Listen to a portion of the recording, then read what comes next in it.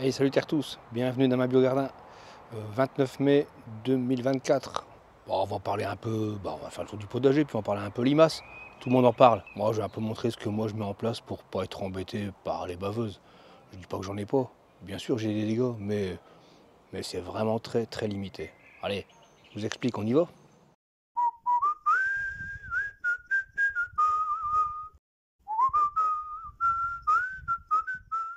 Alors, tout ce que je vais raconter ici, c'est ce que moi je pense et c'est ce que j'observe dans mon jardin, hein, pas dans celui des voisins. Je parle que de mes trucs à moi. Donc, j'essaye de faire en sorte de vivre avec la limace. C'est pas toujours évident, c'est sûr. Mais voilà, je mets en place plusieurs petits trucs qui marchouillent. Et en mettant plusieurs petits trucs qui marchouillent en même temps, ça finit par avoir un truc qui fonctionne correctement en fait, correctement. Bon, je triche pas, hein, je peux le prouver, hein. Donc voilà, je montre un peu ce que je fais. Il faut d'abord savoir que la limace, c'est un décomposeur de premier stade. C'est-à-dire que c'est une bestiole qui s'occupe des feuilles qui sont en début de décomposition, des plantes malades qui de toute façon sont aussi évidemment en début de décomposition du coup. Et donc voilà, elle va s'attaquer plus facilement à ce genre de plantes. Ici par exemple, voilà, on a de la laitue à couper. On a des feuilles qui sont, qui font un peu la gueule. Et qu'est-ce qu'on a dessus? Une limace, c'est cool. Donc elle va s'attaquer aux feuilles.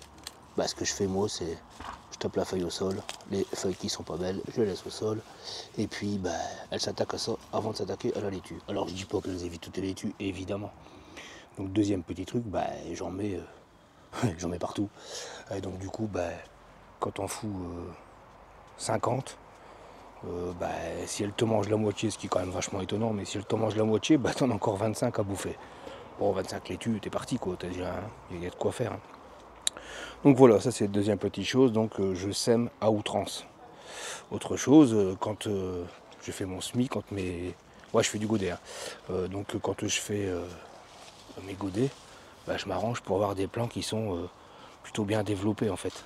Voilà, je mets pas des petits trucs à deux feuilles, je mets quand même des laitues qui ont 4, 5 feuilles, 6 feuilles et qui sont déjà pas mal développées. Donc du coup, le fait qu'elles soient développées, je pense, encore une fois, c'est moi qui le dis, qu'elles sont moins appétantes pour les limaces. Mais en même temps, comme je mets des trucs à côté, des feuilles plus tendres, des jeunes pissenlits, un peu tout, un peu rien, enfin voilà, tout ce que je trouve, je le claque au jardin. Voilà ici des épinards qui ont monté à graines, ils sont au sol. On fait du compostage de surface. Donc du coup quand même, je pense que ça les attire un peu plus. Forcément, si vous ne mettez rien dans votre jardin, elle va attaquer la première chose qu'elle va trouver, c'est quoi? Une jeune laitue. Puis alors on peut aussi faire, donc en dessous du paillage, je disais, donc c'est du compostage de surface, mais on peut aussi faire quelque chose dans le genre, avec des trucs qui puent en fait, ça marche aussi. Enfin je pense, pour moi en tout cas, selon mes observations, dans mon potager, ça fonctionne. Alors ici on a de la tanésie et de l'absinthe. Voilà, c'est des trucs qui m'envahissent un peu, et en fait je le coupe. Je coupe, je taille, je broie, je mets tout ici. Et ça se décompose. Alors soit c'est mangé, soit c'est répulsif. L'un ou l'autre constate que les laitues sont là. Je dis pas qu'il n'y a rien qui est mangé, il y a des choses qui sont mangées quand même. Mais bon, elle va se développer, hein. C'est pour ça qu'il va l'empêcher de partir, hein.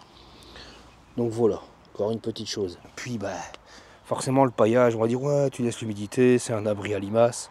Ouais peut-être, mais c'est aussi si c'est un abri à limaces, c'est aussi un abri pour les auxiliaires. Et donc avec une petite caméra thermique l'année passée, je peux encore le faire cette année, peut-être que je vais encore en trouver un. J'ai des hérissons qui viennent. Je suis en urbain et j'ai des hérissons dans mon potager. Donc c'est qu'il y a de quoi bouffer pour eux.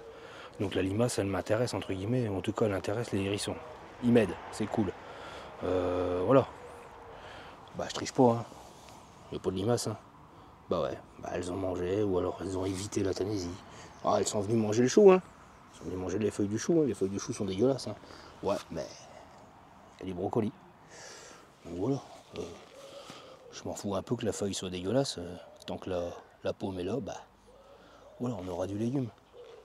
Autre chose que j'ai fait cette année, sans vraiment le vouloir, mais je pense que ça a été aussi un peu efficace. En fait, j'ai travaillé mon sol à l'hiver. Elles sont belles ces laitues quand même, hein. Merci Jaco, magnifique. Je reviens à mon truc. Donc j'ai travaillé mon sol.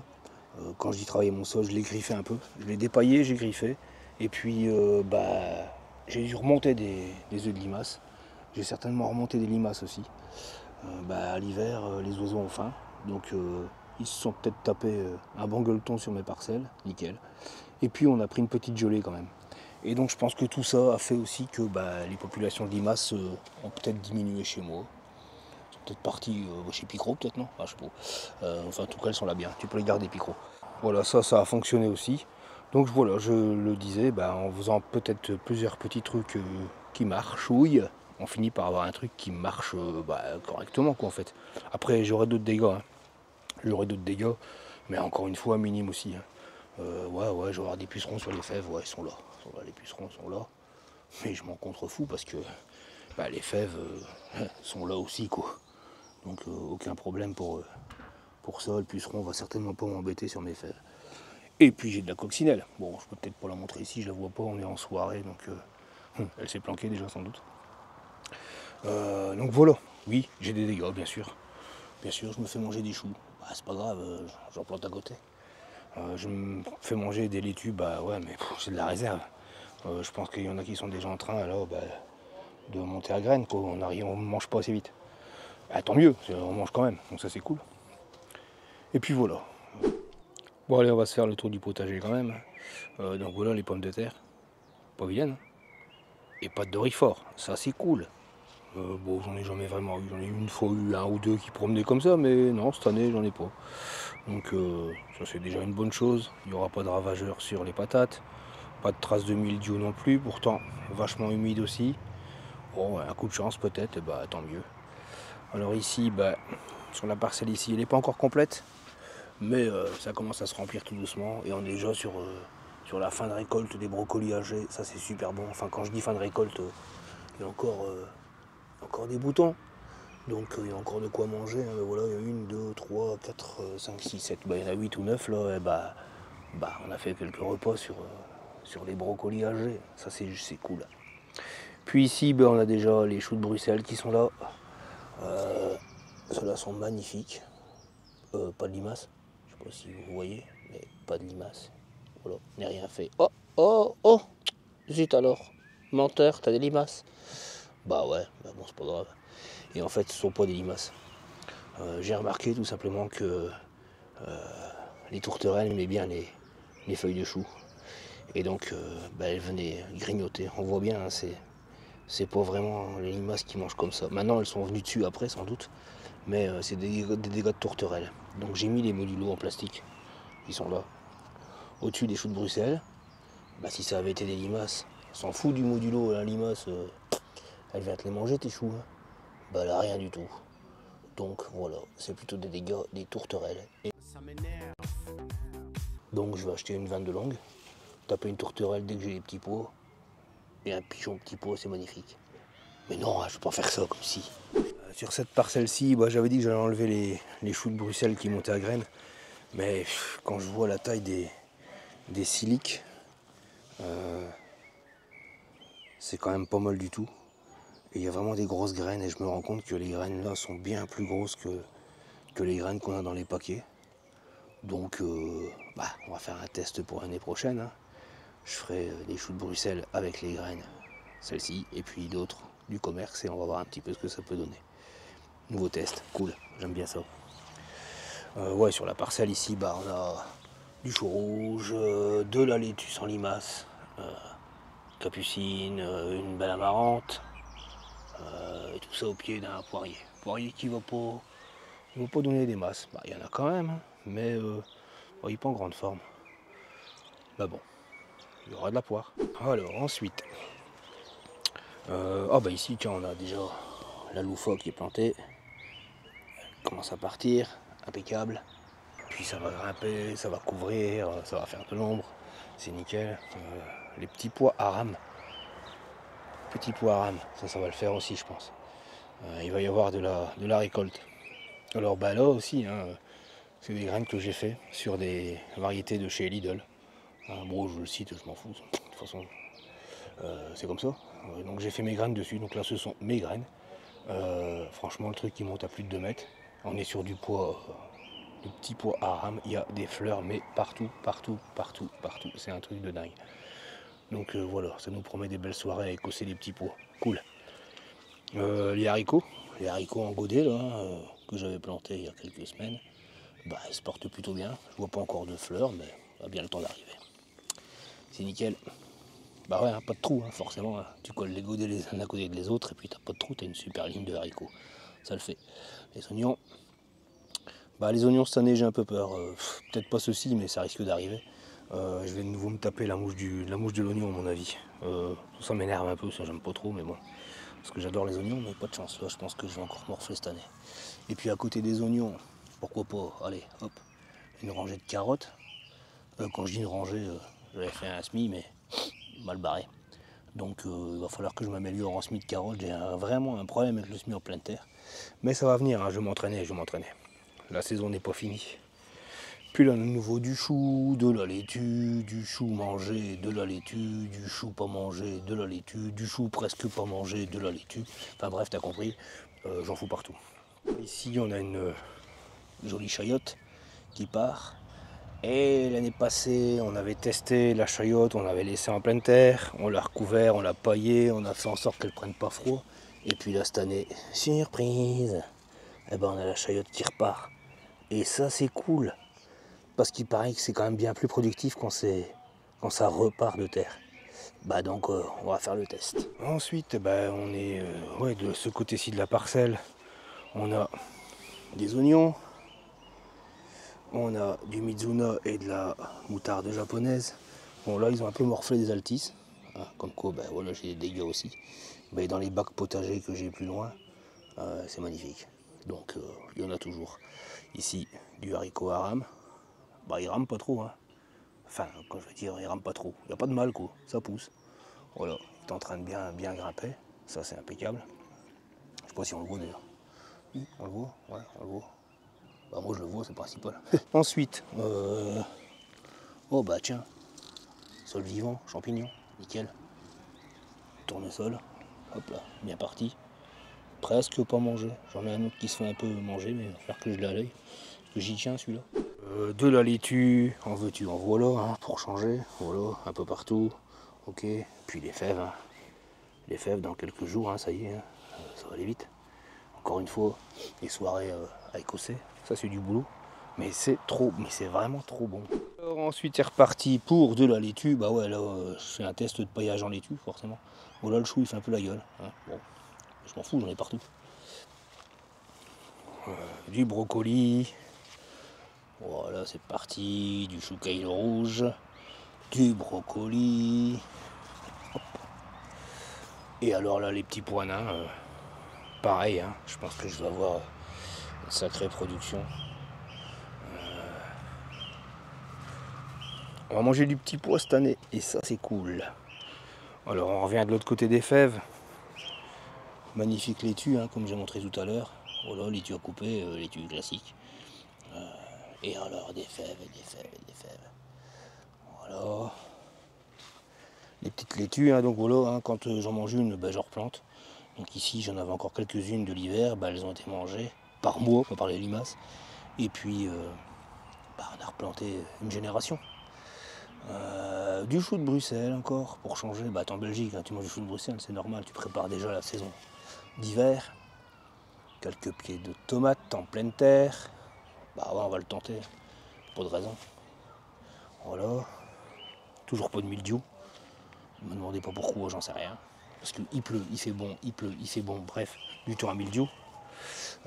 J'ai tenté de la roquette, bah voilà, bah la roquette elle est là. Il y a deux sortes, il y a de la roquette à cultiver et de la roquette, je veux dire, sauvage. Bon, je sais pas pourquoi on appelle ça sauvage, puisque c'est toi qui la sème. Pas très sauvage. Alors on a une aubergine, un peu la gueule. Mais bon, peut-être repartir, on verra. Tagette, hein, les préférés des limaces. Eh ben, que dalle, il n'y a rien.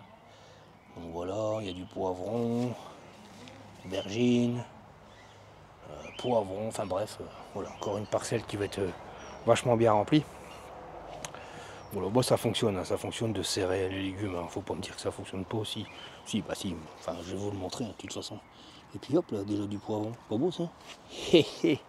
Ça va le faire. De nouveau de la fève, donc on a deux parcelles en fève. Fèves, laitue au pied évidemment. Là ici il y avait des épinards. Là ici c'est un truc que j'ai peut-être pu faire parce que là elle galère un peu, là il y a des laitues mais elle galère parce que le poids mange tout, il monte, mais un truc de fou quoi. Je suis à presque 2,50 m de haut, il est en train de plier là, il est carrément en train de plier. Donc voilà, il y a du fil. Il y a du fil jusque là quoi, c'est un truc de fou. Je crois que j'ai déjà ramassé plus de 2 kg. 2 kg de poids mange tout, c'est cool hein, quand même, ça le fait. Voilà, donc j'avais dit je ferai peut-être plus les échalotes griselles, bah non je les ferai plus parce que je pense que c'est elles qui ont chopé un peu la mouche aussi, c'est pas terrible du tout. Donc petit truc à ne peut-être plus faire quoi.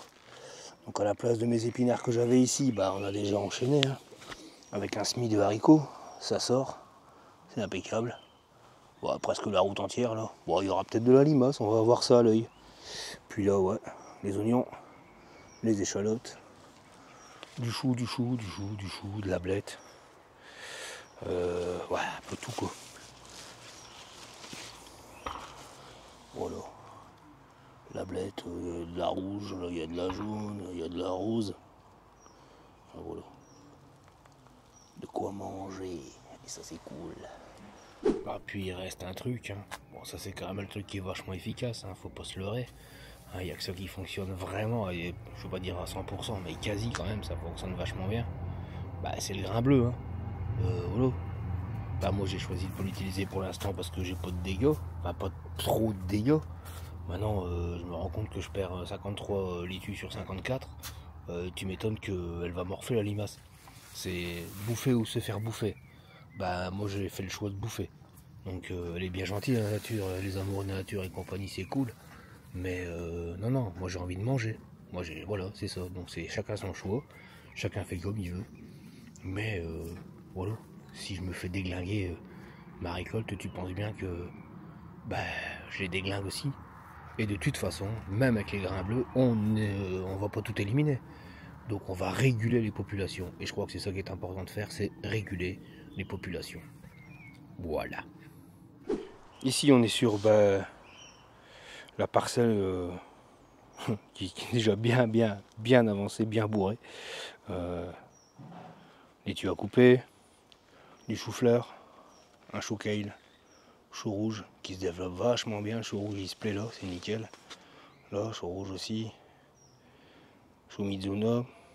Puis on a une musquée de Provence, encore un chou rouge, pied de courgette. Pas mal du tout de pied de courgette.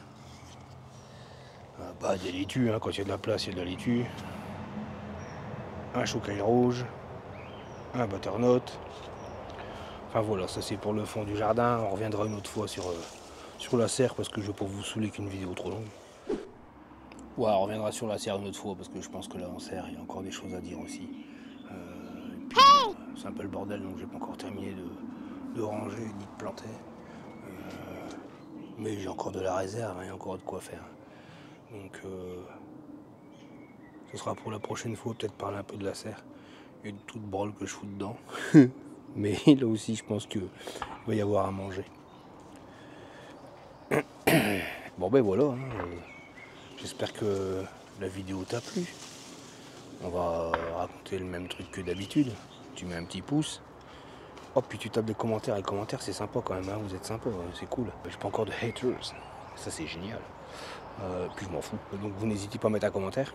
Ouais, évitez les questions en privé, hein, c'est quand même plus sympa quand elles sont en public, comme ça on peut en parler, hein, on peut au moins voir un peu comment ça fonctionne par ici.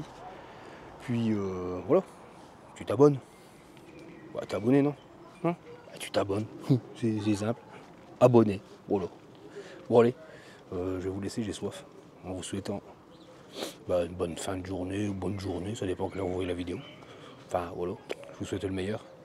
Bon ben on se voit plus tard. Allez, salut.